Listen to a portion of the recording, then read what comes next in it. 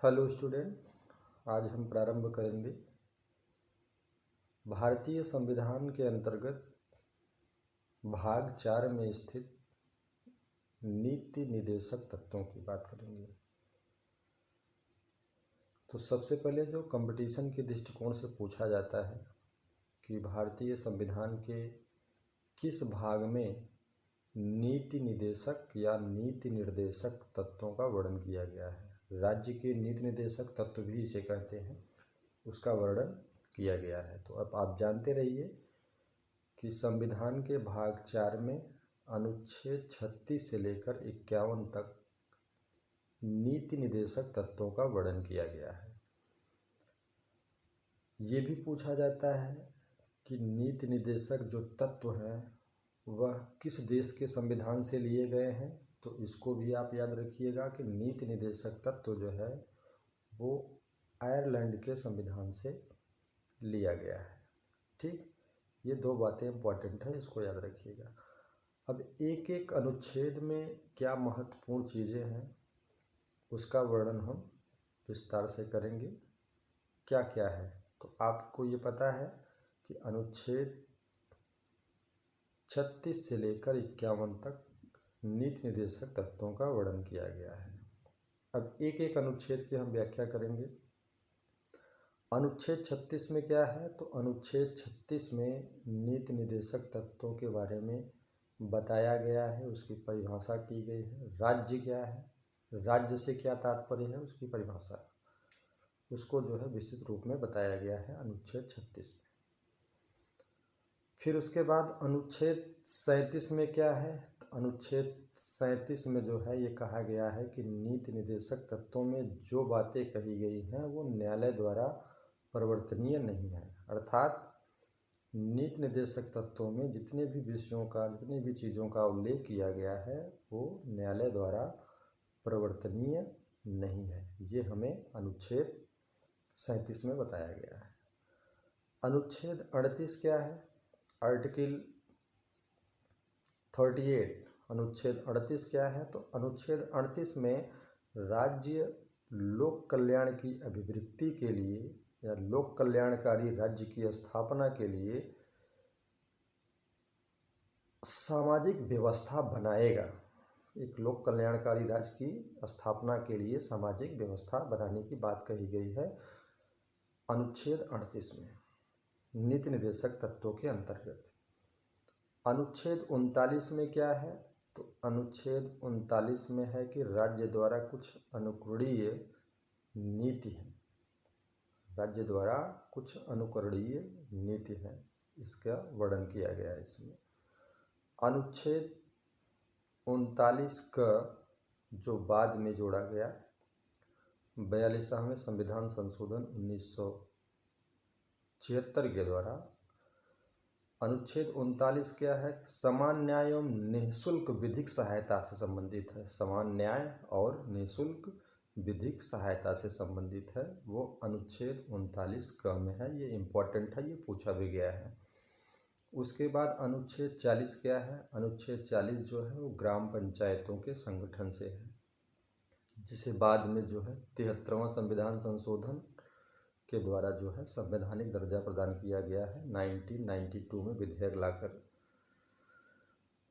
ठीक, उसके बाद अनुच्छेद 40 के बाद अनुच्छेद 41 क्या है, कुछ दशाओं में काम, शिक्षा और लोक सहायता प्राप्त करने का अधिकार है। अनुच्छेद 41 में क्या है, कुछ दशाओं में काम, शिक्षा और लोक सहायता प्राप्त करने का अधिकार इसमें है। फिर उसके बाद आता है अनुच्छेद 42। अनुच्छेद 42 क्या है, तो अनुच्छेद 42 में है कि काम की न्याय संगत उपयुक्तता से है और प्रसूति सहायता से है। ठीक है ना, प्रसूति सहायता से है अनुच्छेद 42। अनुच्छेद 43 क्या है, 43 के अंतर्गत जो है कामगारों के लिए निर्वाह मजदूरी की व्यवस्था की गई है और इसी के अंतर्गत जो मनरेगा की संरचना हुई है सरकार के द्वारा, केंद्र सरकार के द्वारा खास करके, ये अनुच्छेद 43 के अंतर्गत है।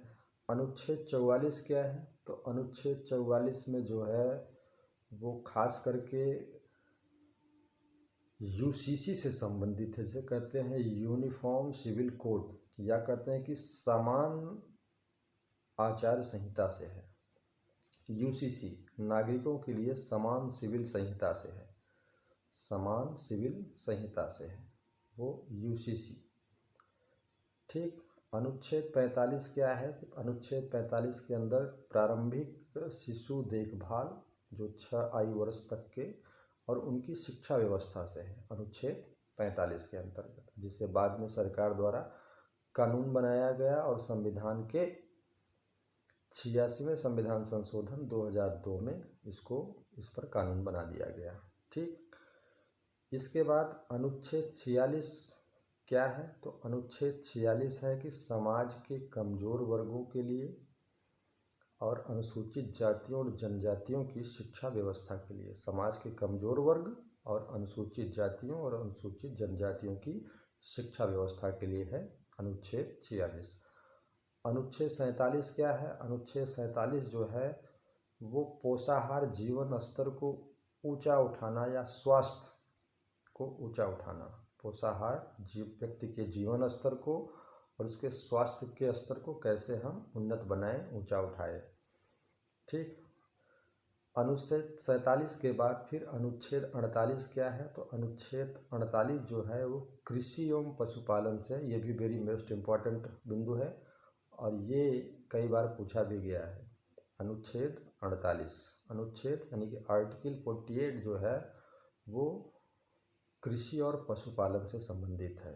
इसी में बाद में 48 का जोड़ दिया गया 42वें संविधान संशोधन 1976 के द्वारा कि अनुच्छेद 48 क में क्या है? तो अनुच्छेद 48 क में जो है पर्यावरण और वन्य जीव संरक्षण से संबंधित है, पर्यावरण और वन्य जीव संरक्षण से संबंधित है अनुच्छेद 48 का।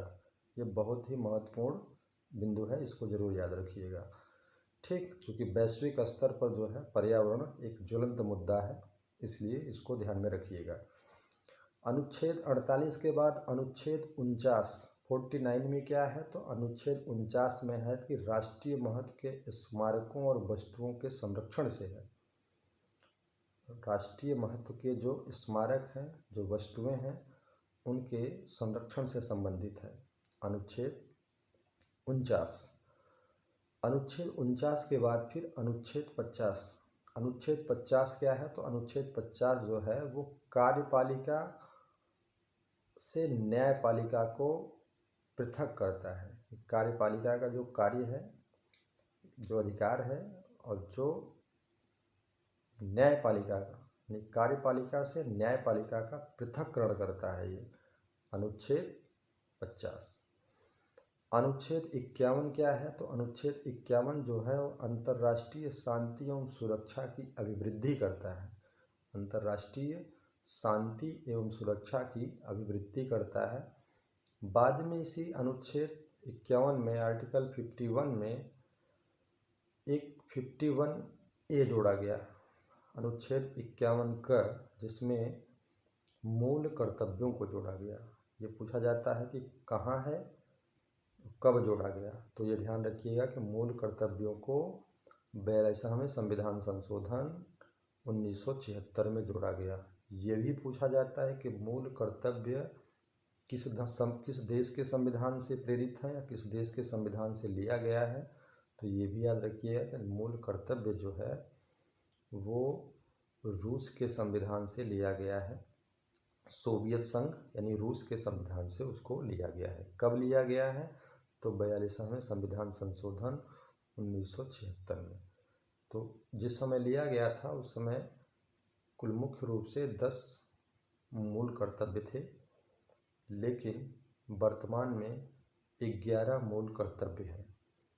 86वें संविधान संशोधन 2002 में 11वां मूल कर्तव्य जोड़ दिया गया, जिसमें ये व्यवस्था दी गई कि प्रत्येक अभिभावक या माता पिता 6 से 14 आयु वर्ग के अपने बच्चों की शिक्षा की व्यवस्था करेगा। ठीक। इसकी शिक्षा की व्यवस्था का जो उनका कर्तव्य होगा, उत्तरदायित्व होगा, वो अनुच्छेद 51 के अंतर्गत इसको 11वां जो है मूल कर्तव्य बनाया गया है। ठीक, तो इसी प्रकार जो है नीति निर्देशक तत्वों में अनुच्छेद 36 से लेकर 51 तक तमाम प्रश्न पूछे जाते हैं। मूल कर्तव्यों से संबंधित एक प्रश्न और पूछा जाता है कि मूल कर्तव्य संविधान के किस भाग में है। तो याद रखिएगा, पूरा नीति निर्देशक जो है वो संविधान के भाग 4 में है। लेकिन अगर मूल कर्तव्य की बात करता है कि मूल कर्तव्य संविधान के किस भाग में है, तो आप उसका जो सही उत्तर बताएंगे वो सही उत्तर होगा कि संविधान के भाग 4 क में रखा गया है। ठीक, इसी प्रकार से तमाम प्रश्न जो है इससे कंपटीशन में पूछे जाते हैं, प्रतियोगी एग्जामों में पूछे जाते हैं। इसके साथ साथ ये भी ध्यान रखिएगा एक ट्रिक के माध्यम से कि इसमें जितने भी संशोधन बाद में जोड़े गए हैं, जिसमें वो सब जो है 42वें संविधान संशोधन 1976 में जोड़े गए हैं, 1976 में जोड़े गए हैं।